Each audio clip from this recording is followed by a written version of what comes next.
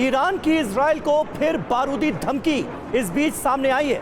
Iran ने war video जारी करके धमकी दी है। बैलिस्टिक मिसाइल का वीडियो जारी किया गया है। हम सालों से इस दिन के इंतजार में थे, ये कह दिया ईरान ने। कहा गया है कि हमारे रडार दुश्मन की निगरानी कर रहे हैं।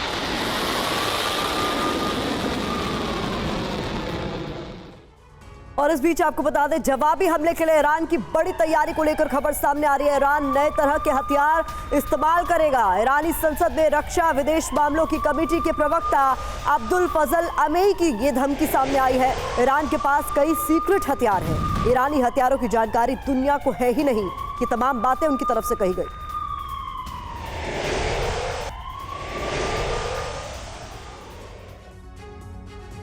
तो क्या परमाणु हमला कर देगा ईरान? ये एक बड़ा सवाल है जो इस वक्त हर किसी के जहन में है, क्योंकि ईरान की तरफ से बातें भी कुछ ऐसी ही की जा रही हैं। बताया भी जा रहा है, छुपाया भी जा रहा है। बड़ी खबर क्या है? ईरान की इजराइल को बड़ी धमकी, नए तरह के हथियारों से हम हमला करेंगे।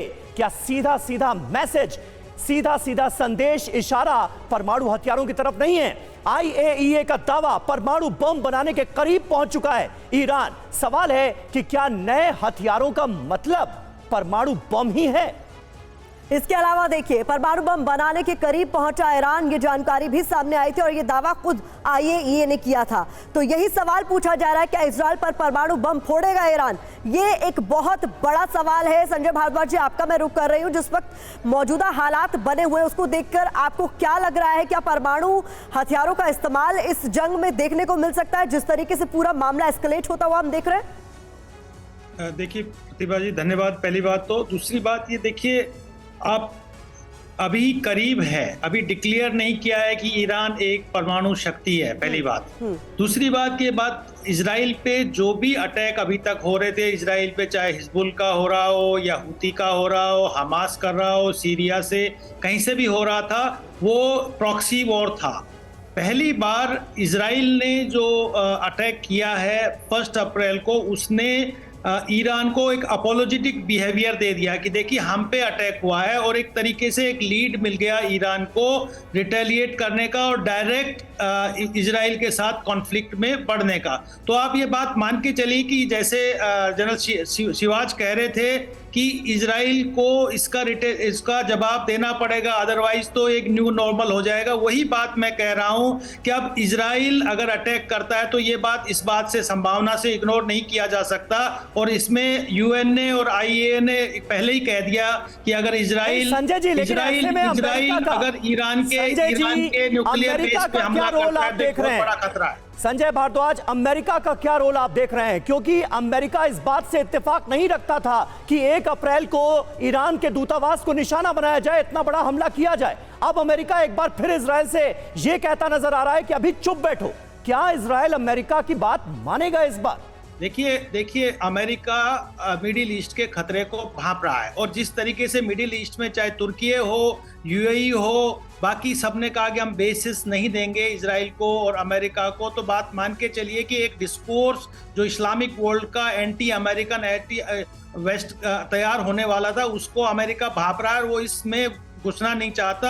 एक फ्रंट यूक्रेन की तरफ खुला हुआ है, दूसरा मिडिल ईस्ट की तरफ। तो निश्चित रूप से यूरोपियन जो पावर्स हैं, जिसमें फ्रांस है, जर्मनी है, वो किस तरीके से इसमें बिहेवियर करेगा, ये एक संदेश बना हुआ है और पहले भी कह चुके। और लेकिन इजराइल ये चाहता है कि जिस तरीके से ये बढ़ेगा खतरा, तो पूरा यूरोप, क्योंकि इजराइल के प्रधानमंत्री ने पहले ही कह दिया था कि इजराइल पे खतरा पे अटैक पूरे यूरोप पे अटैक है। तो इस बात का फायदा उठाना चाह रहे हैं इजराइल के प्रधानमंत्री। ठीक है, इस बीच बड़ी खबर अपने दर्शकों को बताते चले। इजराइल को लेकर IAEA की आशंका, ईरानी परमाणु ठिकानों पर हमले की तैयारी।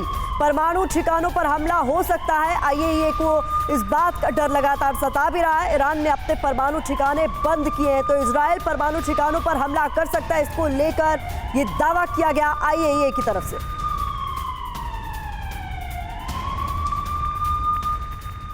तो देखिए, मिडिल ईस्ट में परमाणु तबाही की आशंका है।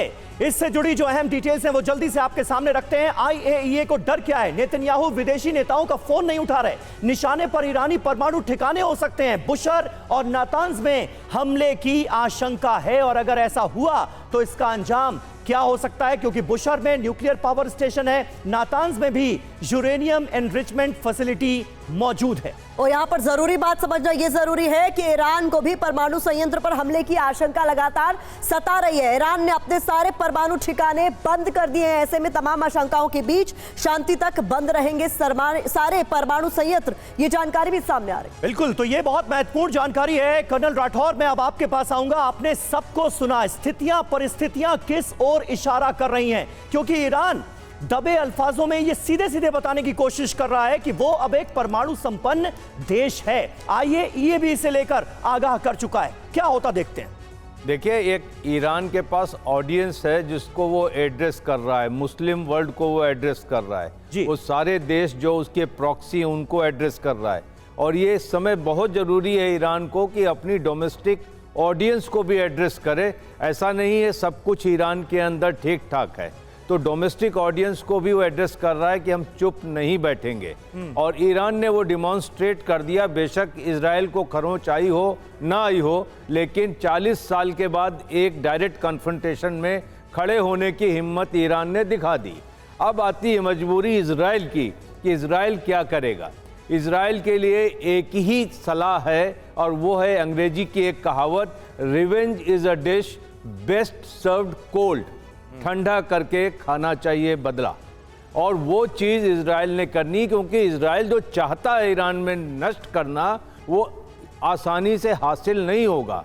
आप बात करते हैं कि जो आपके वहाँ टॉप कमांडर हैं या मिलिट्री इंफ्रास्ट्रक्चर है या न्यूक्लियर इंफ्रास्ट्रक्चर है, ये कोई ऊपर डिश में नहीं रखा हुआ है। इन सब के लिए आपको ट्रैकिंग करनी पड़ेगी, अपॉर्चून मूवमेंट ढूंढना पड़ेगा, उसके बाद ही अटैक होगा। अगर ये कोई समझता है कि ईरान ने अटैक किया और ये सारी चीज़ें ओपन में पड़ी हैं, वल्नरेबल हैं, हम मार लेंगे, वैसा नहीं होने वाला है। इजराइल आज ओवर स्ट्रेस्ड है, 6 महीने से लड़ाई चल रही है, एक इकॉनमी इजराइल की स्लो डाउन कर गई है।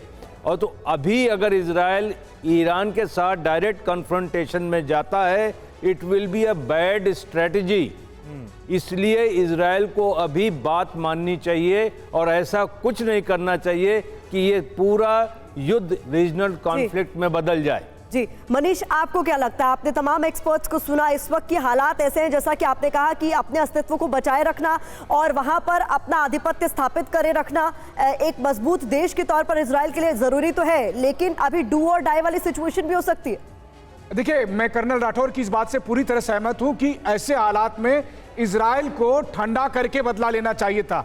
लेकिन सवाल है कि क्या प्रधानमंत्री नेतन्याहू के पास रूसी राष्ट्रपति पुतिन या किसी दूसरे नेता की तरह धैर्य है? नहीं है, वो इतने दिन नहीं रुक सकते हैं। ये बात सच है कि ईरान में बहुत कुछ अच्छा नहीं चल रहा है, लेकिन इजराइल में कहाँ चल रहा है?